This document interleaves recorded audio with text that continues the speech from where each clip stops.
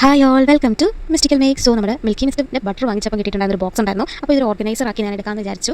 ഇതിനകത്ത് പെൻ അല്ലെങ്കിൽ പെൻസിൽ അങ്ങനത്തെ ചെറിയ ചെറിയ കാര്യങ്ങൾ നമുക്ക് ഇട്ട് വയ്ക്കാവുന്നതാണ്. അപ്പോൾ ഇതേപോലെ ഞാൻ എൻ്റെ ഒരു വേറൊരു ബോക്സും ചെയ്തിട്ടുണ്ടായിരുന്നു. അപ്പോൾ ഈ ബോക്സും കിട്ടിയപ്പോൾ ഞാൻ വിചാരിച്ചു ജസ്റ്റ് ഒന്ന് മേക്ക് ഓവർ ചെയ്തെടുക്കാം. സോ വലിയതായിട്ടുള്ള മേക്ക് ഓവർ ഒന്നുമില്ല, ജസ്റ്റ് എന്നെക്കൊണ്ട് പറ്റുന്ന രീതിയിലുള്ള ഒരു കുഞ്ഞു കുഞ്ഞു ഡ്രോയിങ്സ് ഇതിൻ്റെ പുറത്ത് വരയ്ക്കുന്നതേ ഉള്ളൂ. അപ്പോൾ ഞാനൊരു ഫ്ലവറാണ് വരയ്ക്കുന്നത്. ആ ഫ്ലവറിന് വേണ്ടിയിട്ട് ഞാൻ ഇന്നർ പോർഷൻ യെല്ലോ കളർ ഞാൻ ഡോട്ടായിട്ട് വരച്ച് കൊടുക്കുന്നുണ്ട്.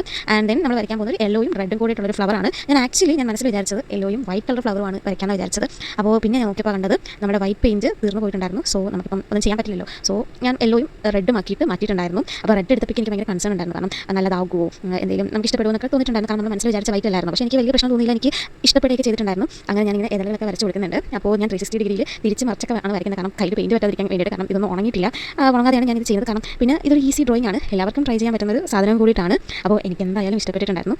സോ ഞാനിപ്പം എല്ലാ സ്ഥലങ്ങളിലും നല്ല രീതിയിലൊന്ന് ആ ഒരു ഇതളൊക്കെ വരച്ച് വെച്ചിട്ടുണ്ട്, ആ ഡോട്ട് വെച്ചിരുന്ന സ്ഥലത്തൊക്കെ. അപ്പോൾ ഇതാണ് നമ്മുടെ ഫൈനൽ ഔട്ട്പുട്ട്. എല്ലാവർക്കും ഇഷ്ടപ്പെട്ടു എന്ന് വിചാരിക്കുന്നു. Thank you for watching my YouTube channel.